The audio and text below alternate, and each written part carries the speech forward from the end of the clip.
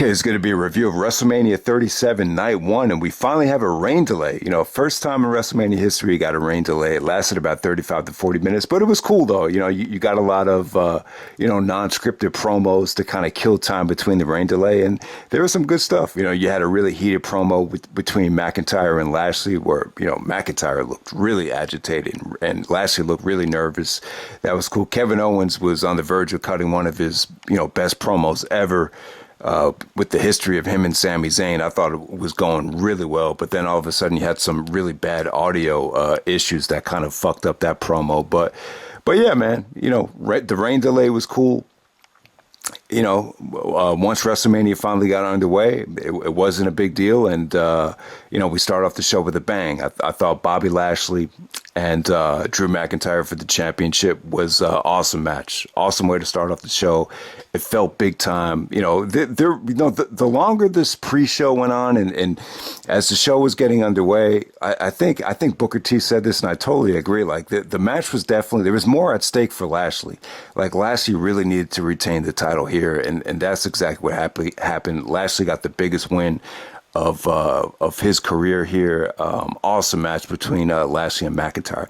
I'm not going to say it was pretty, just a lot of stuff, just, the execution of a lot of stuff just kind of looked a little bit, I'm trying to be fair when I say this. It like nothing looked pretty. It was just smash mouth, ugly, but just the match overall was good though. It really was. It felt big time. It had great intensity. There's just so many times where it looked like Lashley was on the verge of tapping out after McIntyre locked into Kamara. I think McIntyre hit a triple DDT to almost get the victory there. MVP actually got in the way when McIntyre set up the Claymore kick, and I believe Lashley actually won with the a variation of the Master Lock or the full Nelson to make Drew McIntyre tap out. So a very unpredictable match, smash mouth, ruthless, but at the same time not pretty. But they both definitely got the job done. It just felt like a big-time heavyweight fight there to start off the show.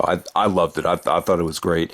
Definitely the best match Bobby Lashley's had since the John Cena match from the Great American Bash. So good stuff between those two guys. All right, next up you had the women's tag team turmoil match. And it was just tough to follow. It's tough to follow such a good heavyweight bout like that. It really was. So, you could just tell, just whether you were at a party or whether you're looking into the crowd, there was just kind of a lack of interest there. It was just definitely filler, the women's tag team turmoil, but it was fine for what it was. It didn't take up too much time. Ended up being Natalya and Jimmy Snuka's daughter to win this thing, Tamina Snuka.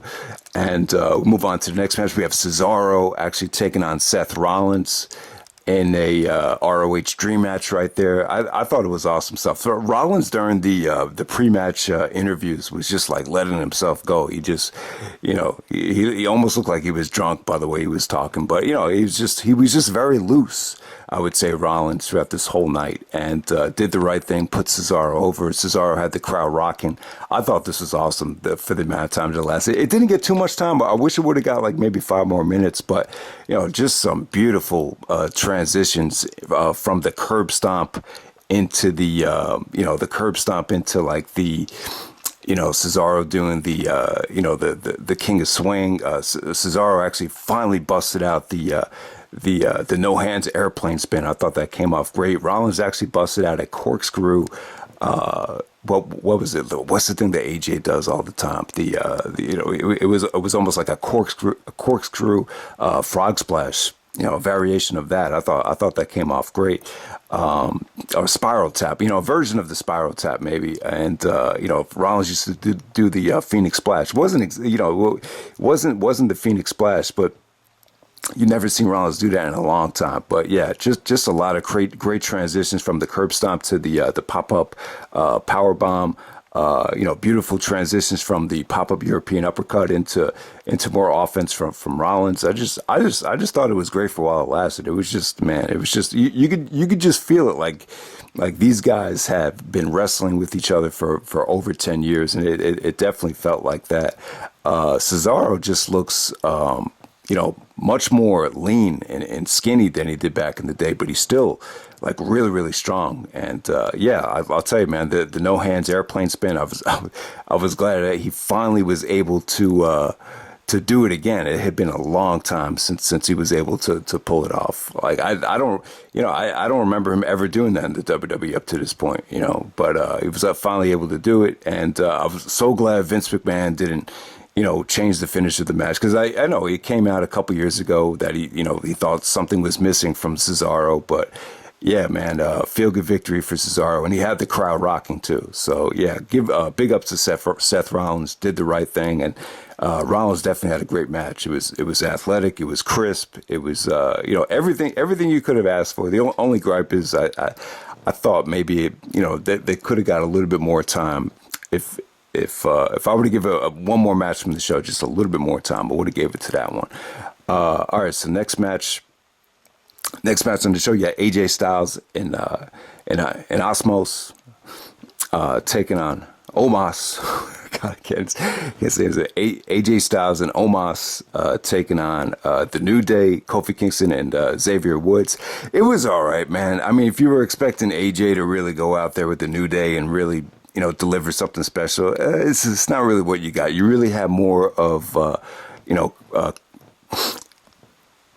Kofi and Xavier Woods is trying to keep AJ, away from making the tag to Omos. But eventually when Omos got tagged in, it got a pretty good reaction. It was like, holy shit, what's this guy going to do? It was all right. I thought Omos looked all right. They tried to make him out like he was indestructible, and, he pretty much just dominated the match. And, AJ Styles, is up above Omos' shoulders, bringing up the 2 tag team championships, and feel good victory for AJ Styles. But when you think of AJ Styles at WrestleMania, it's not exactly the type of match you want to see him in. But at this stage of his career, this is what it is. So, all right. So next up, we have Braun Strowman taking on Shane McMahon in the steel cage match.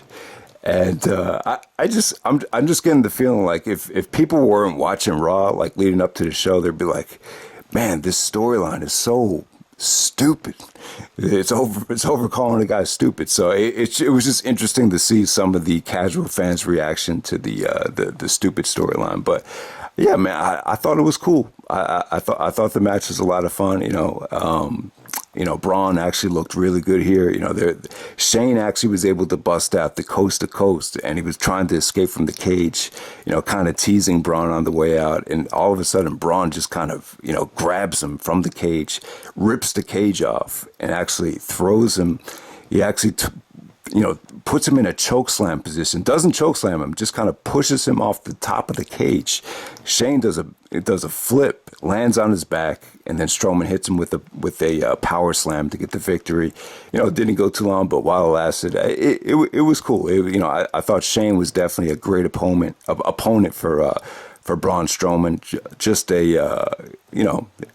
It was just something to see. Like Vince must have had an orgasm on the spot where Braun actually ripped off the cage. I mean, that definitely came off great.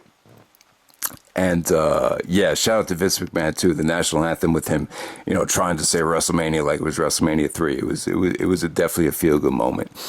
Trying to think what was after that. I'm just doing this from the top of my head. It's too late to be on the computer. I'm like half asleep as I'm doing this. It's way past my bedtime. But yeah, man, the Strowman match with Shane, man, it was cool. Not the biggest bump Shane's ever taken, but it looked like that bump really took a lot out of him, even more so than some of the other ones from the past, without a doubt. All right, next up, you're going to have the Bad Bunny match. Bad Bunny and Damien Priest taking on The Miz and John Morrison.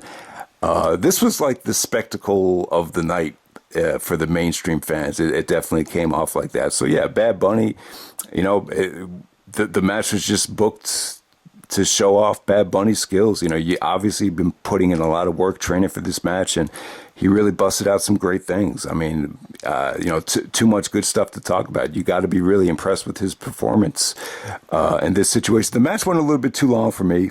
Damien Priest getting the hot tag was probably my favorite part of the match.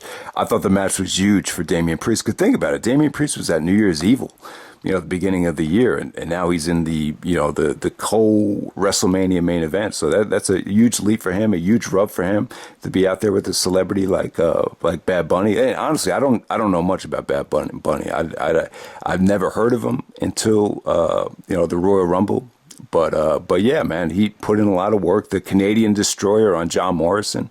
I think, on commentary, they try to act like he, shocked the world by doing that. But yeah, I mean, you could just tell he put in a lot of work. Miz and Morrison I'll give them credit. I thought they were great in their whole roles, just from a storyline standpoint in the match as well. The match went a little bit too long, but yeah, I mean, as far as replay value for some of the hardcore wrestling fans, I don't think anyone's going to go back to it. But it's just one of those matches, like, it kind of had like a Mayweather versus Big Show feel to it in terms of, giving the celebrity, just a lot of praise for, the little amount of, work he did to prepare for the match. It definitely had that type of feel to it. And then the main event. We have Sasha Banks taking on Bianca Belair in what was an incredible match. The emotion was just flowing. I think both girls, especially Bianca, started crying, or not crying, but, just tears right before the match, just taking in the moment. Two black women main eventing WrestleMania. It's an incredible accomplishment. I hate to bring it up, but it is an amazing accomplishment. For this to actually happen, it really is. The first one-on-one women's match to actually main event WrestleMania. And I'll just say this about the match was awesome. This is one of the best WrestleMania main events in quite some time. It was incredibly athletic. There was just some great innovative things that they did, especially with Sasha actually taking the Bianca's extensions, the big ass ponytail, whatever you want to call it, using it as a weapon. And it backfired on her because by the end of the match, you could see that huge gash on Sasha's hip from those whips. I mean, it was crazy. But yeah, just a lot of breathtaking offense here. Extremely athletic. Just so many great counters from Sasha. I mean, Sasha's just an incredible talent, but Bianca was just so strong. Like no matter how fluid and how agile Sasha was, Bianca always had a counter of strength for her. So yeah, I thought this was an incredible matchup, while it lasted. I mean, I don't know, replay value. I don't know how well it's going to age. Maybe I got to go back to it and really evaluate it. But just being in the moment, just watching this thing, I thought it was incredible. Definitely the match of the night for me. And, yeah, man, awesome main event, and I thought Sasha was going to win. I just thought Bianca just main eventing WrestleMania should be enough to give her a rub. But when you think about it, Sasha's really been on top for that WrestleMania triple threat match with Charlotte and Becky Lynch was 5 years ago already. I'm just like, this 5 years, so. I think they did the right thing giving Bianca the belt. Royal Rumble winner, you might as well just create a new star and give her the belt. And this is an example of someone that really, didn't, dominate NXT. And, Bianca really, she wasn't like the Asuka of NXT. And since she's been in WWE, she's been utilized quite well. And, she's really exceeded and surpassed expectations. Awesome main event. Congratulations to both girls. The emotion was crazy. The match was wicked, fast-paced, wicked athletic. Just, this is just groundbreaking athleticism from both women. I thought it was an awesome main event. So that's pretty much it. I enjoyed the show. I mean, from top to bottom, I didn't enjoy every single match, every single second of every match. I mean, there were some weak links on the show, but the world title match was awesome. The women's main event was awesome, and I would say Shane and Braun Strowman was probably really something to see, and Cesaro and Rollins was pretty much every bit as good as you would expect. And I was a little bit nervous about the reaction and the placement of that match, but I thought Cesaro and Rollins, in a lot of ways, I thought it exceeded expectations. So that's pretty much it, guys. Hope you enjoyed the review of night one. Sorry I feel so fatigued and tired, but it's just way past my bedtime. I usually go to bed by 10. So yeah, that's it. WrestleMania 37 night one in the can. Really good show, and I'm out.